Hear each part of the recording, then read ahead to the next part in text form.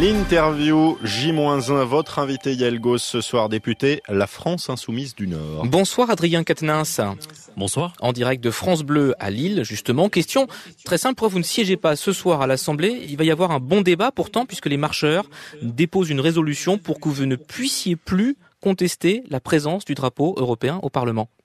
Alors pourquoi moi je n'y suis pas ? Pour une raison simple, c'est que, vous le savez, on doit effectivement partager notre temps entre le travail à l'Assemblée, dans lequel nous ne déméritons pas, vous l'avez vu, et le travail en circonscription. Et c'est vrai qu'en ce moment, je suis la plupart du temps à l'Assemblée, donc j'essaye de préserver un peu de mon temps en circonscription. Mais on se répartit les tâches à chaque fois. Je serai de nouveau à l'Assemblée demain, et aujourd'hui, ce sont d'autres de mes camarades qui s'y emploient. Mais ce drapeau, vous le contestez ?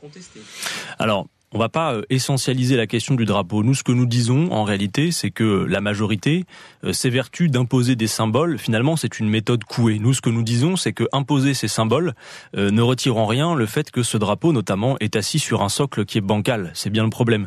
Finalement, ceux qui sont les plus défenseurs de l'idéal européen, qui était un idéal de coopération entre les peuples, c'est bien nous. Et nous en appelons, nous, à une rupture avec les traités actuels qui interdisent, vous le savez, l'harmonisation sociale et fiscale, et donc qui finalement ramène des tensions que la construction européenne était censée évacuer. Donc les partisans de l'Europe telle qu'elle avait été pensée par ses pères fondateurs, c'est bien nous.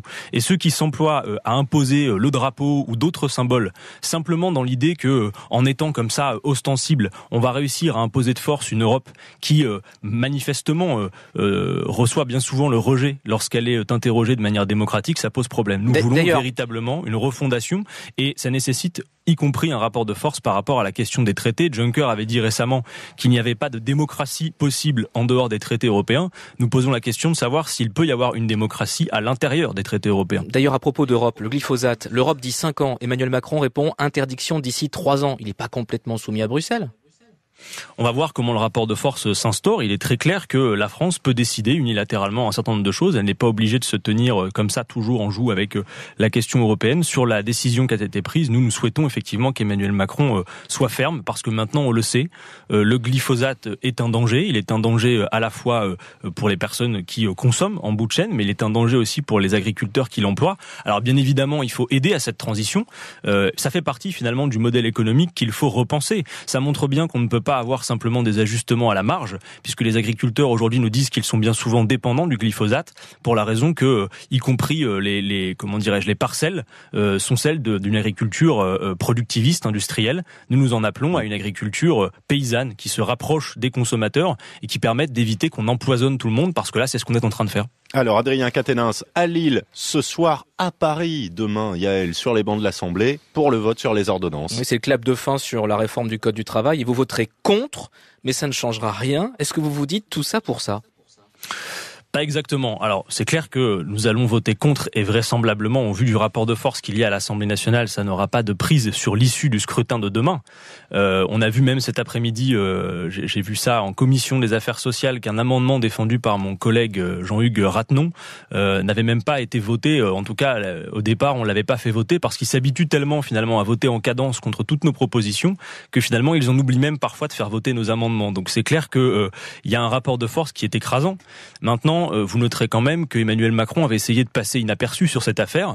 Et aujourd'hui, notamment grâce au travail de la France Insoumise, le mouvement dans la rue, mais également les parlementaires à l'Assemblée, il semblerait à cette heure que l'opinion soit toujours farouchement opposée aux ordonnances, et a raison, parce que ce texte ne va rien améliorer. Ces ordonnances ne simplifient rien, elles ne modernisent rien. C'est les vieilles lunes du MEDEF qu'on persiste et signe à promulguer, alors qu'en réalité, il y aurait plein d'autres solutions sur l'emploi. Les ordonnances, finalement, c'est le remplacement du chômage de masse par la précarisation de l'emploi, alors que l'urgence, c'est de relancer l'activité. C'est finalement encore cette bifurcation que nous appelons de nos vœux. Donc oui, vraisemblablement, demain, elles seront votées. Après, moi, j'aime autant vous dire que, étant venu à la politique au moment du CPE, j'ai vu de mes propres yeux qu'un texte qui avait été ratifié ne s'est jamais vu appliqué. Donc même si l'issue du scrutin demain est que les ordonnances ont force de loi, eh bien le combat n'est pas terminé. En tout cas, philosophiquement, nous avons toutes les raisons de continuer à nous y opposer, et nous espérons que le rapport de force pourra s'inverser dans les entreprises désormais. J-1, c'est ce vote à l'Assemblée. Yael, c'est aussi le début de la tournée africaine d'Emmanuel Macron. Première étape, Burkina Faso, demain matin, discours à l'université de Ouagadougou. Comment vous définiriez, Adrien Quatennens, la politique africaine du président ? Écoutez, pour l'instant, on attend de voir quelles seront les positions qu'il tiendra une fois sur place. Il y a beaucoup de volontarisme de la part d'Emmanuel Macron sur ces sujets-là comme sur d'autres. Maintenant, il faut qu'on observe aussi ce fait qu'Emmanuel Macron, jusqu'à présent, et dans la première partie de son quinquennat, il y a aussi toujours deux poids, deux mesures. Il disait ça, écoutez, Adrien, il disait ça la semaine dernière en sortant des Restos du Cœur à une Marocaine dont le visa pour activité commerciale avait expiré.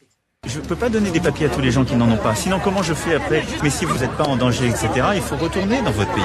Est-ce que les Insoumis font aussi cette distinction réfugiés politiques, migrants, économiques? Les Insoumis, sur cette question-là, comme sur bien d'autres questions, comme sur toutes les questions, font appel à la raison. Il faut quelque chose de rationnel. Et sur la question des migrations, vous voyez, Emmanuel Macron pose le débat sur qu'est-ce qu'on fait des gens qui arrivent chez nous. Rarement se pose la question, qui est pourtant essentielle, des causes des migrations. Vous savez, émigrer, c'est toujours une souffrance. Les gens qui quittent leur pays ne le font pas de gaieté de cœur en regardant sur la carte quel est le pays sur lequel ils vont atterrir parce que il y aurait des avantages à en tirer. C'est toujours une souffrance. Et les causes, nous les connaissons. Il y a les guerres, et il y a donc la question de la parole indépendante nécessaire de la France sur les questions géopolitiques, mais il y a aussi, et c'est peut-être plus important dans le cas de la politique d'Emmanuel Macron, les accords commerciaux inégaux. Emmanuel Macron est celui qui défend notamment la politique de libre-échange.